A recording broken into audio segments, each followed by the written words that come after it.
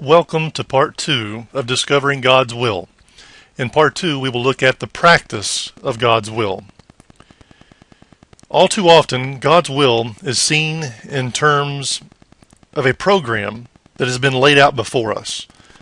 When it is viewed this way, the emphasis falls on developing a technique that will help us discover the details of that program. And as we move from one important decision to another, we want to know what the program is. We want to know the details. We ask questions like, should I marry this person? Should I accept this job offer? Should I move to this city? We ask these questions all the time, but we often want to know a program as opposed to wanting to know a process or a relationship. It is far better to see God's will as a process rather than a program.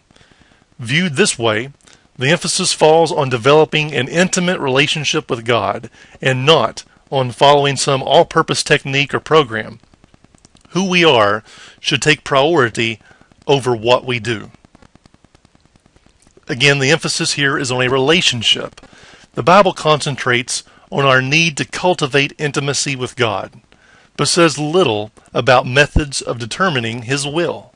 The Bible is not a how-to-do-it manual, but rather a guidebook on who to know, the one who can guide us toward His will.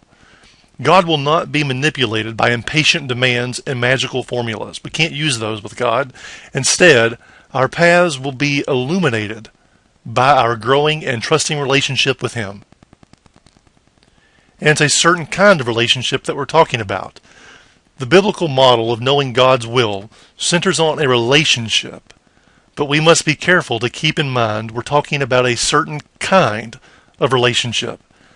The kind of relationship we're talking about is like one where joint decisions are reached by a married couple or people who know each other very intimately, who enjoy an intimate relationship of mutual concern, respect, and trust.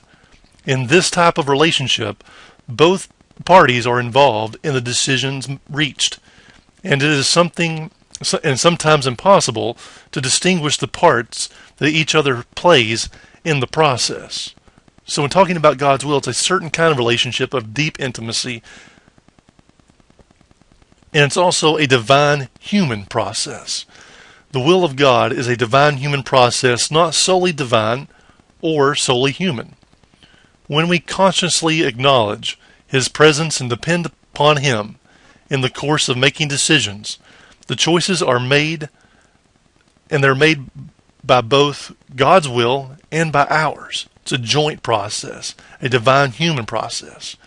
And God's will then is not an end, but it's a means. It's a means of knowing Him better and becoming more like Christ in the process. And we have to talk about God speaking to us in a subtle voice. Because God honors our choices and desires, our unforced love, He does not overpower or coerce us. God never burglarizes the human will. He may long to come in and help, but He will never cross the picket line of our unwillingness. He speaks to us in a subtle voice, and we may be unable to hear Him when there are too many distractions in our lives, just as we would have trouble carrying on a telephone conversation in a room full of blaring music and chattering people. In the same way that the clamoring voices of selfish desires, lack of submission, pride, independence, and unforgiveness prevent us from being receptive to the quiet voice of God. And to practice God's will in our lives, we have to recognize that God's will is a way of life. God's will is a way to be and a way to behave. He does not unfold His plan before us like a blueprint all the time and expect us to do nothing until we see the blueprint. His will for us is a dependent walk in which we invite Him to participate in all our activities. It's a way of life where we are walking in an intimate relationship with God on a daily basis.